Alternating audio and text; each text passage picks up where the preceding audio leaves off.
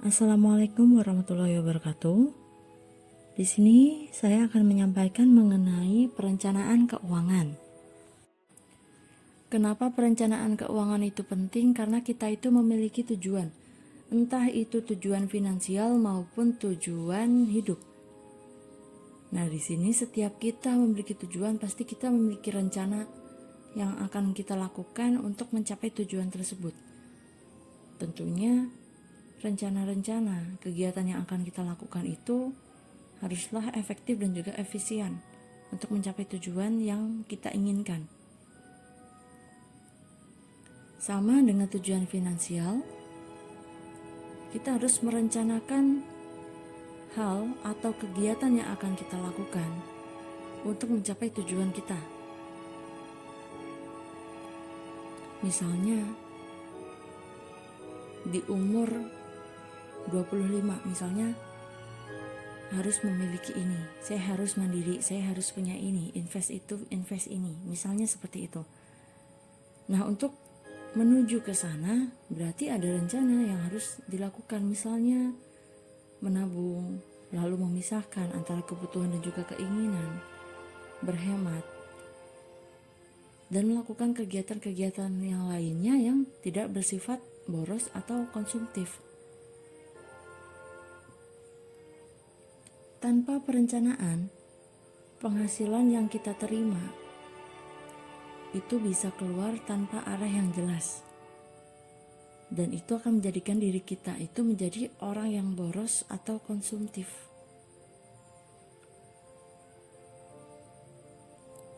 Ketika kita memiliki tujuan finansial, itu dapat kita gunakan sebagai cadangan dana di masa mendatang jika terjadi hal-hal yang mendesak dan segera membutuhkan uang. Ketika kita memiliki tabungan dan juga tujuan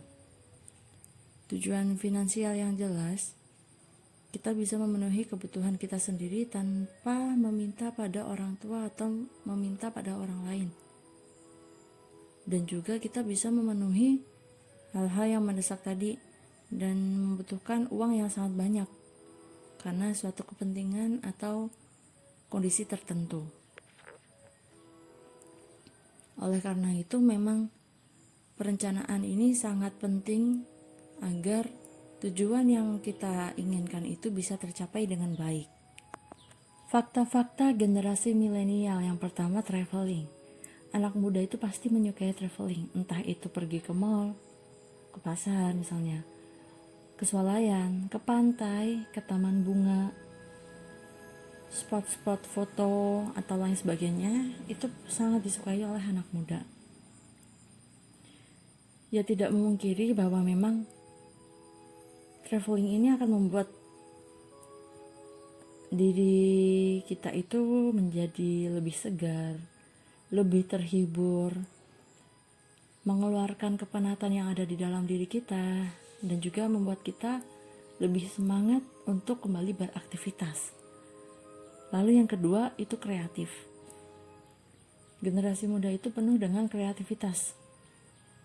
Mereka bisa menyetuskan ide-ide bagus, ide-ide yang inovatif dan juga kreatif yang tentunya ini bermanfaat untuk dirinya sendiri dan juga bermanfaat untuk orang lain.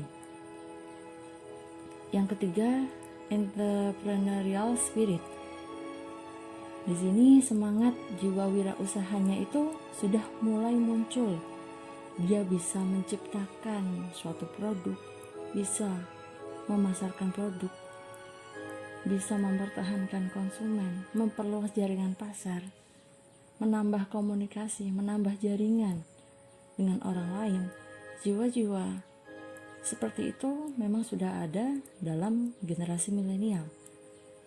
Selain itu, fakta yang selanjutnya ada lifestyle. Jadi memang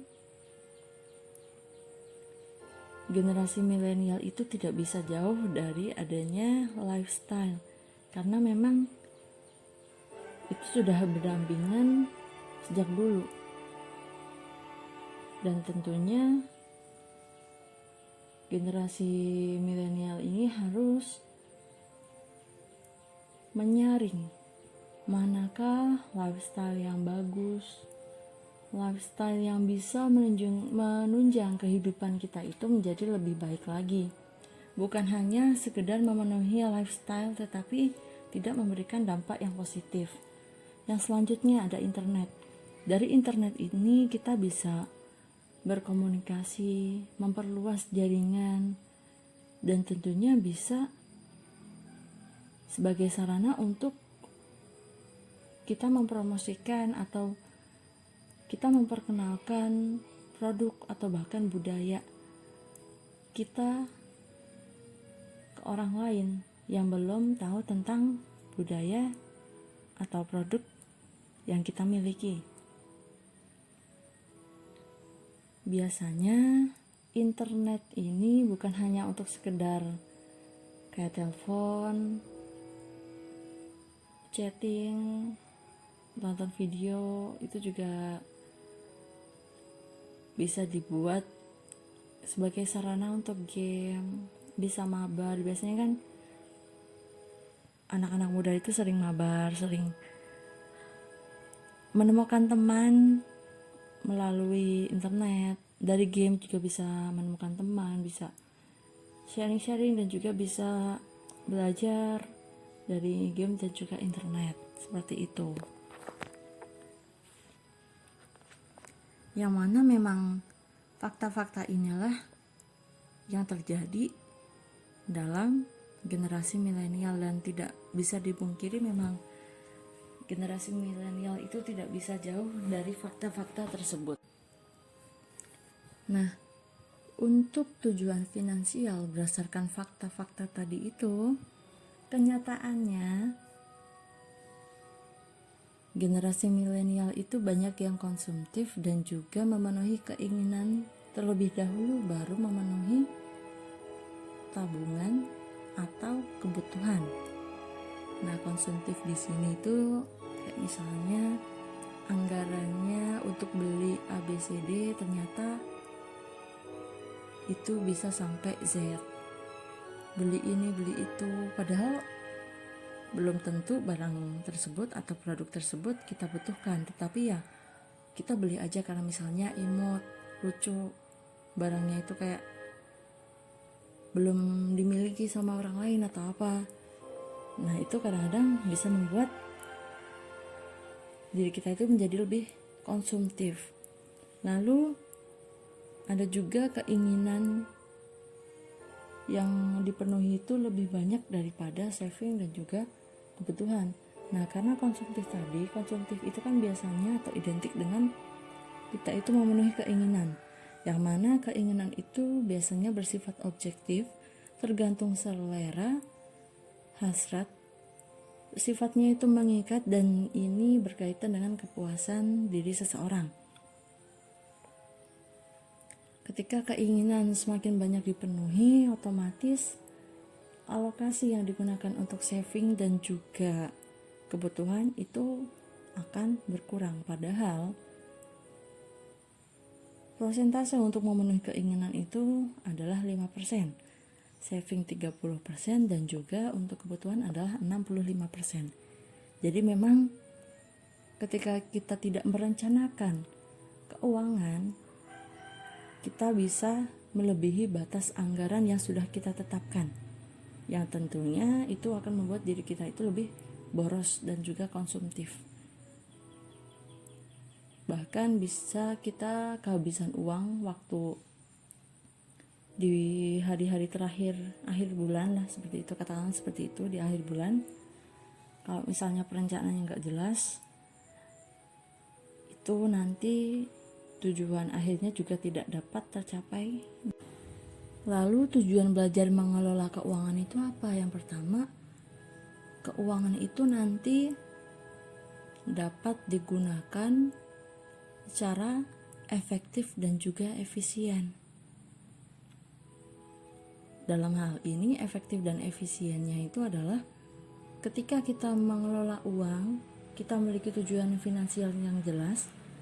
Nah, cadangan-cadangan dana itu kita bisa dapatkan untuk kepentingan-kepentingan yang mendesak dan juga untuk memenuhi kebutuhan-kebutuhan yang mendesak. Tentunya ketika kita memiliki keuangan yang jelas, kita bisa menggunakan keuangan tersebut secara efektif dan efisien untuk memenuhi kepentingan dan juga kebutuhan yang mendesak dan juga penting untuk dipenuhi saat itu juga. Yang selanjutnya, bisa menghindarkan diri kita itu dari sifat boros dan juga membuang waktu. Yang ketiga, kita bisa mengatasi masalah keuangan dan juga bisa untuk merencanakan masa depan. Di sini ada kiat-kiat perencanaan keuangan untuk remaja. Yang pertama, budgeting. Budgeting ini kita bisa katakan seperti anggaran. Kita memiliki anggaran berapa, kebutuhan kita berapa, tabungan yang akan kita lakukan itu berapa, dan berapa keinginan kita yang akan kita penuhi. Di situ kita harus menargetkan alokasi anggaran dari ketiga hal ini. Ketika kita memiliki suatu anggaran, kita harus mengalokasikan anggaran tersebut dengan baik, yaitu untuk kebutuhan dan juga untuk memenuhi tabungan atau saving. Kalau kita memenuhi kebutuhan, maka kita akan meningkat kesejahteraannya. Kita memenuhi tabungan atau saving, kita memiliki tujuan finansial yang jelas, yang tentunya bisa digunakan untuk di masa mendatang ketika memang ada kebutuhan atau kepentingan yang mendesak. Yang kedua, consumer awareness. Ini merupakan suatu kesadaran untuk melakukan konsumsi. Kita bisa menumbuhkan kesadaran bahwa kita itu harus memisahkan antara kebutuhan dan juga keinginan yang akan kita konsumsi. Yang selanjutnya ada consumer awareness. Di sini kesadaran konsumen untuk melakukan kegiatan konsumsi. Dalam hal ini, kita itu menyadari bahwa berapa yang akan kita lakukan untuk konsumsi. Kita harus mengkonsumsi barang-barang yang merupakan kebutuhan primer. Kita harus memenuhi konsumsi kita berdasarkan kebutuhan, bukan keinginan. Dan kita sadar bahwa memang memenuhi kebutuhan itu lebih baik daripada keinginan. Karena belum tentu keinginan itu membuat kita lebih sejahtera. Ya karena itu tadi, keinginan kan sifatnya itu hanya sekedar kayak hasrat yang timbul atau untuk menciptakan kepuasan saja. Berbeda dengan kebutuhan yang memang itu harus dipenuhi, bukan hasrat tapi memang harus dipenuhi, dan juga ketika tidak dipenuhi maka kita tidak bisa sejahtera. Jadi memang kita harus menyadari manakah konsumsi untuk kebutuhan dan manakah yang konsumsi untuk keinginan. Yang ketiga itu ada saving. Nah, saving di sini kita bisa menabung sejak dini. Bisa misalnya 5.000 per hari, atau misalnya 1 bulan nabung 500.000 atau berapa ribu, itu nggak apa-apa. Yang penting kita memiliki tabungan yang memang kalau misalnya kita disiplin dan kita rajin menabung, cadangan dana di masa mendatang itu juga akan terkendali. Terkendalinya di sini itu kita bisa menikmati di masa mendatang karena itu hasil jerih payah kita. Kita bisa menggunakan untuk kebutuhan kita, untuk hal-hal yang mendesak, untuk kepentingan-kepentingan kita, tanpa kita merepotkan orang lain atau istilahnya kita minta sama orang tua. Dengan adanya saving ini juga bisa membuat hidup kita itu lebih disiplin dan juga terorganisir. Kita bisa menjadi individu yang mandiri dan juga bertanggung jawab untuk melaksanakan rencana-rencana agar tujuan finansial itu tercapai dengan baik. Yang selanjutnya itu ada investing. Biasanya kalau investing itu kita mengalokasikan dana untuk investasi. Nah, misalnya kita bisa investasi melalui emas, perhiasan-perhiasan, bisa melalui saham juga. Sekarang kan itu juga ada banyak sekali ya saham-saham yang go public, dan itu bisa sistemnya untuk pembeliannya itu bisa dilakukan secara online. Lalu kita bisa sharing pengetahuan dan juga keterampilan untuk mengelola keuangan antara remaja yang satu dengan remaja yang lainnya, yang mana memang dari sharing ini pasti kita memiliki suatu pembelajaran yang kita bisa ambil dari orang lain, yang tentunya itu akan berharga dan juga berguna untuk kita ambil kebaikannya dalam menjalankan kehidupan kita, sehingga memang tujuannya itu bisa terarah dengan baik. Kita bisa belajar dari pengalaman dan juga kesalahan yang kita lakukan pada waktu dulu, dan juga kita bisa belajar dari pengalaman orang lain. Yang selanjutnya itu kredit. Di sini kita boleh sih untuk melakukan kredit, tetapi jangan sampai kredit itu menyusahkan kita atau malah membunuh kita.